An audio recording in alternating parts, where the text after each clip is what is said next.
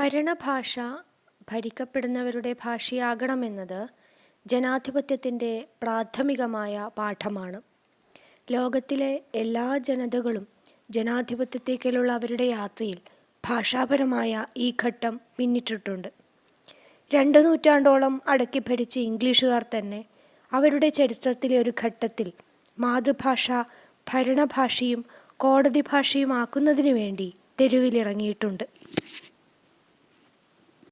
ഇംഗ്ലീഷുകാർ AD 1066 French ഭാഷ സംസാരിക്കുന്ന നോർമൻകാരുടെ ആധിപത്യത്തിന് കീഴിലായി. 2 നൂറ്റാണ്ടോളം അവർ ഭരിച്ചിട്ടുണ്ടായിരുന്നു. ഭരണവും കോടതിയും വിദ്യാഭ്യാസവും എല്ലാം ഫ്രഞ്ചിലായി. അവരുടെ ഭരണം അവസാനിച്ച് 4 നൂറ്റാണ്ട് പിന്നിട്ടും പൂർണ്ണമായിട്ടും കോടതി ഭാഷ ഇംഗ്ലീഷിലാക്കാൻ കഴിഞ്ഞില്ല.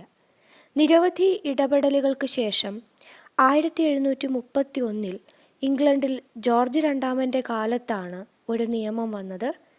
ഇനി ആരെങ്കിലും ഇംഗ്ലണ്ടിലെ കോടതികളിൽ ഫ്രഞ്ചോ ലാറ്റിനോ സംസാരിച്ചാൽ വാക്കൊന്നിന് 50 പവൻ പിഴയടക്കേണ്ടി വരും. ഇംഗ്ലണ്ടിൽ അങ്ങനെയാണ് ഇംഗ്ലീഷ് പൂർണ്ണമായും കോടതി ഭാഷയാകുന്നത്.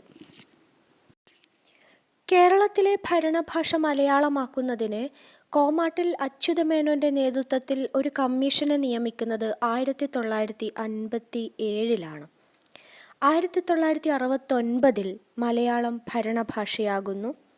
മലയാളമോ ഇംഗ്ലീഷോ എന്നത് പിന്നീട് മലയാളവും ഇംഗ്ലീഷും എന്ന് മാറ്റം വരുത്തി.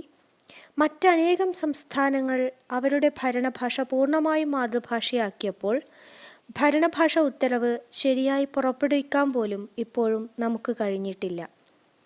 കോടതിയും ഭരണ സംവിധാനത്തിൻ്റെ ഭാഗമായതിനാൽ 1969 ഉത്തരവിൻ്റെ തുടർച്ചയിൽ കീഴ്ക്കോടതി നടപടികൾ മലയാളമാക്കാനുള്ള ഉത്തരവ് 1973 വന്നു. എന്നാൽ വീണ്ടും കോടതികൾ മെല്ലെ ഇംഗ്ലീഷിലേക്ക് മടങ്ങി.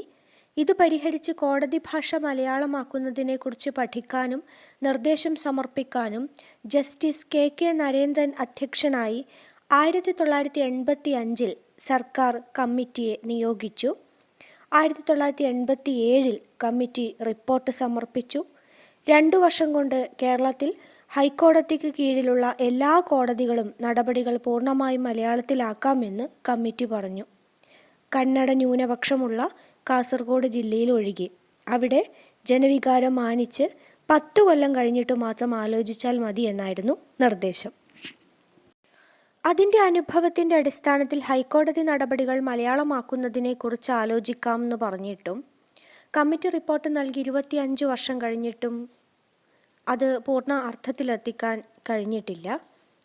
1978 സംസ്ഥാനത്തെ ഔദ്യോഗിക മലയാള ഭാഷ എന്ന 5 വർഷത്തെ പദ്ധതി സർക്കാർ പ്രഖ്യാപിച്ചിരുന്നു.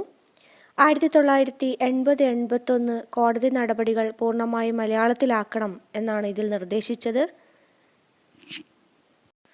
ജസ്റ്റിസ് നരേന്ദ്രൻ കമ്മിറ്റി റിപ്പോർട്ടിൽ കോടതി നടപടികൾ മാതൃഭാഷയിലാക്കുന്ന പ്രക്രിയയിൽ ഏറ്റവും പിന്നിൽ നിൽക്കുന്നത് കേരള സംസ്ഥാനമാണ് എന്ന് സൂചിപ്പിക്കുകയുണ്ടായി.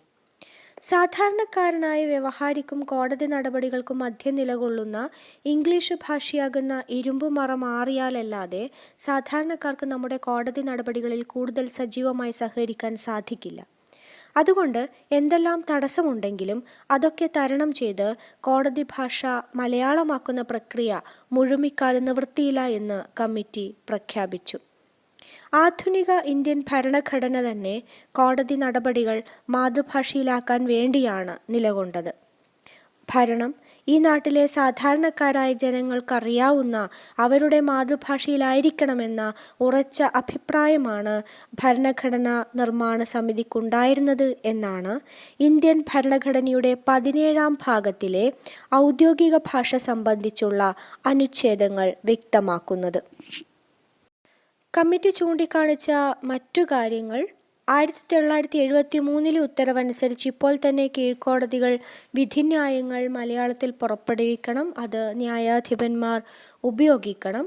മലയാളത്തിൽ നല്ല വിധിന്യായങ്ങളും കൂടുതൽ വിധിന്യായങ്ങളും എഴുതുന്ന ന്യായാധിപന്മാർക്ക് പ്രോത്സാഹനം നൽകണം. മേലാൽ മുൻസിഫ് മജിസ്ട്രേറ്റ് തസ്തികകളിലേക്ക് നിയമനം നടത്തുമ്പോൾ മലയാളത്തിൽ വിധിന്യായങ്ങളും മറ്റും എഴുതുന്നതിനുള്ള കഴിവ് കൂടി പരീക്ഷിക്കണമെന്നും കമ്മിറ്റി നിർദ്ദേശിക്കുകയുണ്ടായി. കോടതി മുറികളിൽ ജനാധിപത്യപരമായ ഭാഷാനുഭവമായിട്ട് മലയാളത്തിൻ്റെ ക്ലാസിക്കൽ പദവി കേരളത്തിലെ ജനങ്ങൾ അനുഭവിക്കേണ്ടതുണ്ട്. അതിനാൽ കോടതി ഭാഷ മലയാളമായി മാറേണ്ടതുണ്ട്.